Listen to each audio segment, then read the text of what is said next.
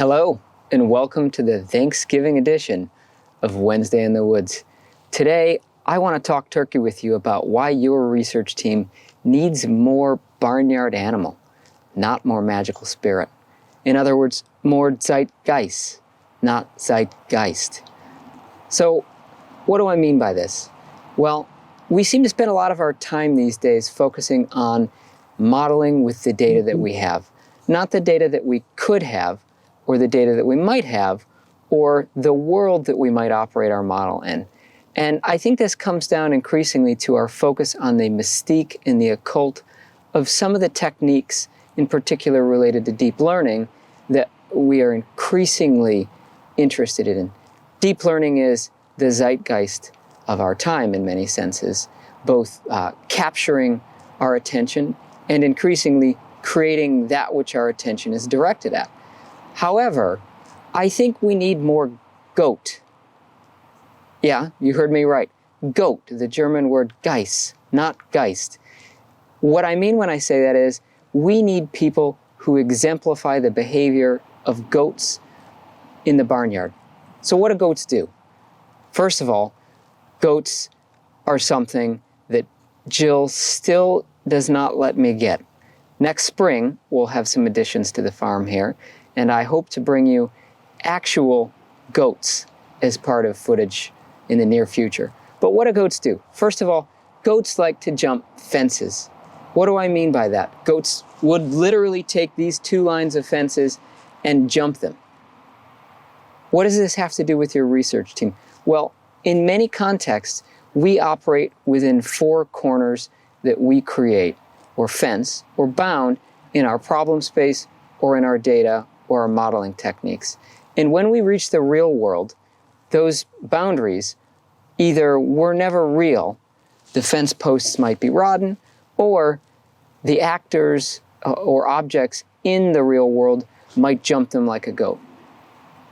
Always think like a goat and try to jump the walls that you've created in your modeling and your hypothesis and your problem statement.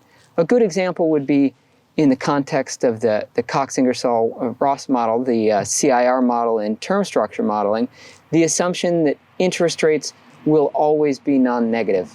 The modern world is a goat that has clearly jumped the negative interest rate fence. The second thing that goats do is that they kick stuff. Goats are the original chaos monkeys. Chaos monkey is a fun name for a paradigm that's obviously been popularized by the fangs, but the original chaos monkey is the original goat. And goats are always trying to break things. So when you build a model, as part of our Cinefim paradigm, you go through production testing. It's one of the P's, I'm sure you remember.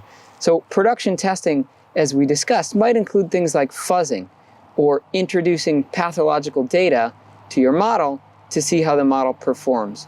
Minimally, you should be aware of when the model's doing something weird, but you really ought to be testing your model by kicking it just like a goat would before it goes into production, and as a part of your continual monitoring in production, you should be kicking it.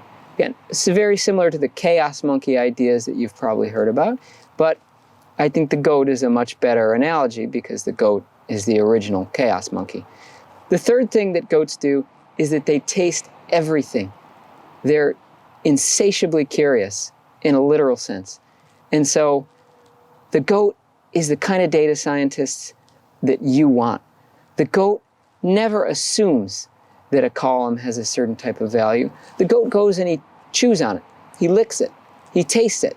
And he checks to see if the data model actually has the things in it that you were told. Sometimes that might backfire on the goat. The goat might spend a lot of time tasting things that don't provide a lot of calories, or the goat might eat something that doesn't make it feel good. But the goat is out there never assuming that its environment is what it's told. And I think that's a very important aspect of a team.